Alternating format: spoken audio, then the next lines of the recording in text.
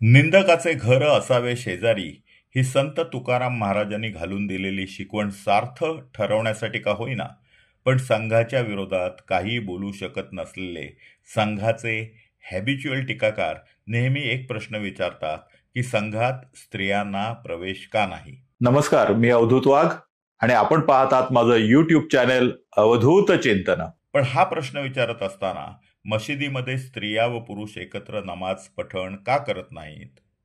Olympic किंवा आशियाडमध्ये पुरुष football संघात महिला का नाहीत? भारतीय पुरुष कबड्डी संघात महिला का नाहीत? स्वातंत्र्योत्तर काळात काँग्रेसने एकही दलित पंतप्रधान का दिला नाही? सद्य परिस्थितीमध्ये काँग्रेसला पक्षाचे नेतृत्व करण्यासाठी नेहरू गांधी कुटुंबाबाहेरील एकही सक्षम व्यक्ती अर्थात बुजगावणी सोडून द्या का मिळत नाही? आतापर्यंत कम्युनिस्ट पक्षाच्या अध्यक्षपदी एकाही महिलेची निवड का करण्यात आली नाही? शिवसेना, राष्ट्रवादी काँग्रेस, समाजवादी पार्टी, अकाली दल, बिजू जनता दल, द्रमुक आदी पक्षांमध्ये कुटुंबाबाहेरील एकाही व्यक्तीला अध्यक्षपदी का बसवलं नाही, असे प्रश्न मात्र त्यांना पडत नाहीत. राष्ट्रीय स्वयंसेवक संघाला आरोपीच्या पिंजऱ्यात उभे करताना कमीत कमी त्यांनी आपली सारासार विवेकबुद्धी किंवा लॉजिक तरी वापरायला हवे, अशी थोडीही अपेक्षा आपण विरोधकांकडून ठेवू शकत नाही. देवाने स्त्री व पुरुष या फक्त दोनच जाती बनविल्या आहेत. या दोन जाती सोडून संघ इतर कुठलीही जात मानत नाही. त्यामुळे संघामध्ये कोणत्याही जातीतील माणूस स्वयंसेवक म्हणून काम करू शकतो व आपल्या संघटन कौशल्याच्या जीवावर संघाच्या सर्वोच्च स्थानापर्यंत पोहोचू शकतो. परंतु संघ ही दिवाणखान्यात बसून चालविली जाणारी संघटना नसून रोज प्रत्यक्ष फील्डवर म्हणजेच मैदानात उतरून काम करणारी संघटना आहे. संघ शाखेमध्ये कवायती व मैदानी खेळ सतत चालू असतात.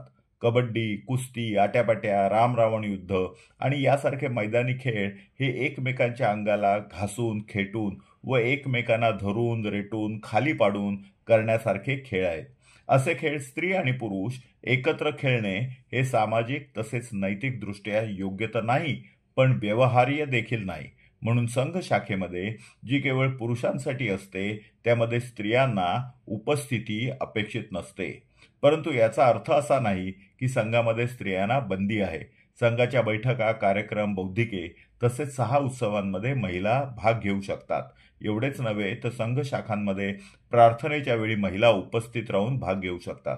फक्त स्त्री आणि पुरुष हे एकत्र मैदानी खेळ खेळणे याला महिलांचीच मान्यता नसल्यामुळे संघाची देखील मान्यता नाही व त्यामुळे संघ शाखांमध्ये महिला अपेक्षित नाहीत.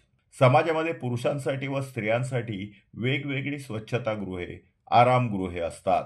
एवढेच नव्हे तर रेल्वेमध्ये स्त्रियांसाठी स्वतंत्र डबे देखील असतात. यामागे महिलांना कमी लेखणे नव्हे तर उलट त्यांचा आत्मसन्मान शाबूत राहावा, त्यांच्या विनयाला धोका उत्पन्न होऊ नये, त्यांना प्रायव्हसी मिळावी व आजूबाजूला केवळ महिला असल्यामुळे वर्तनाची मोकळीक मिळावी असाच उदात्त हेतू असतो. परंतु हे समजून न घेता छद्म सेक्युलर, नास्तिक, छद्म फेमिनाईन, पाश्चिमात्य संस्कृतीला चटावलेले व विकृत विचारसरणीचे मेणबत्ती छाप संघावर निष्कारण टीका करत असतात. राष्ट्रीय स्वयंसेवक संघाची भूमिका जरी वरीलप्रमाणे असली तरी संघाच्या इतर सर्व भातृ संघटनांमध्ये महिलांना मुक्त प्रवेश व वाव आहे तसेच संधी आहे. अखिल भारतीय विद्यार्थी परिषद, भारतीय मजदूर संघ, विश्व हिंदू परिषद, वनवासी कल्याणाश्रम यांच्यासारख्या सर्व संघप्रणीत संघटनांमध्ये महिला आज पुरुषांच्या बरोबरीने काम करीत आहेत.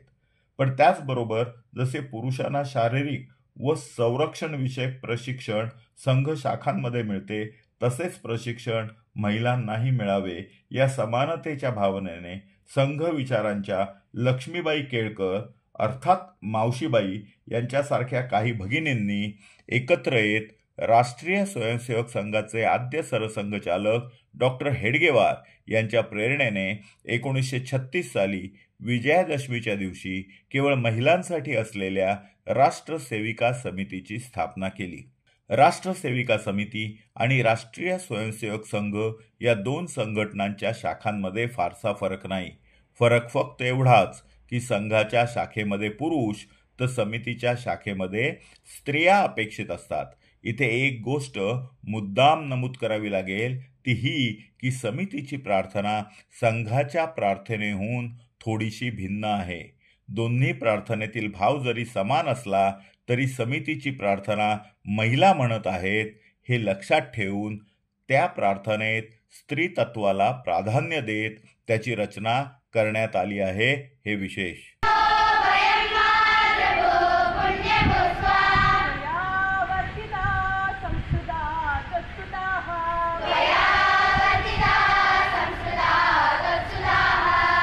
आज समितीच्या देशभरात 5,000 शाखा असून त्यामध्ये 3 लाखाहून अधिक युवती व महिला स्वयंसेविका म्हणून आपले योगदान देत आहेत. ज्याप्रमाणे संघ राष्ट्रीय संकटाच्या वेळी सर्वप्रथम धावून जातो त्याचप्रमाणे समिती देखील अशा प्रसंगी आपले योगदान देते. हिंदू महिलांना स्वसंरक्षणाचे, आत्मनिर्भरतेचे, राष्ट्रप्रेमाचे धडे देत असतानाच या महिलांना स्वतःच्या पायावर उभे राहण्यासाठी कौशल्य विकासाचे प्रशिक्षण देखील समिती देत असते. त्याचप्रमाणे दैनिक आणि साप्ताहिक शाखांचे आयोजन करत असताना शारीरिक शिक्षण, बौद्धिक विकास, व्यक्तिमत्व विकास, नेतृत्व विकास, निर्णय क्षमता, संभाषण कला आणि मनोबल वाढविण्यासाठी विविध कार्यक्रम सुरू करणे, वनशिबिरे आयोजित करणे, अखिल भारतीय आणि राज्य तसेच विभागीय पातळीवर विविध विषयांवर परिषदा आयोजित करणे, महिला व बालकांसाठी आरोग्य शिबिर, वसतिगृह, उद्योग मंदिर, बाल मंदिर, संस्कार वर्ग यासह आपलेपणाच्या भावनेने विविध सेवा उपक्रम करणे, हिंदू धर्माचा प्रचार आणि हिंदू बांधवांचे संघटन करणे आदी अनेकविध कार्ये समितीतर्फे होत असतात. आजपर्यंत मावशीबाई तथा लक्ष्मीबाई केळकर, सरस्वतीताई आपटे, उषाताई चाटी, प्रमिलाताई मेढे यांनी समितीच्या प्रमुख संचालिका पदाची जबाबदारी यशस्वीपणे सांभाळली होती. 2012 पासून आज मितीला व्ही शांताकुमारी अर्थात शांताक्का समितीच्या प्रमुख संचालिका आहेत.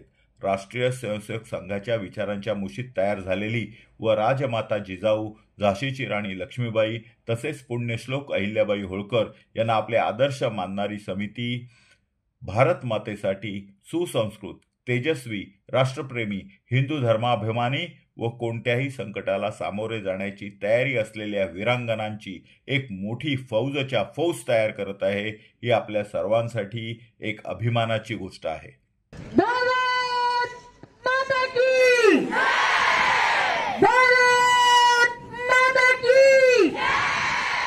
तुम्हाला हा व्हिडिओ जर आवडला असेल तर लाईक करा, कमेंट करा, फॉरवर्ड करा, सबस्क्राईब करा आणि बेल आयकॉन दाबायला विसरू नका.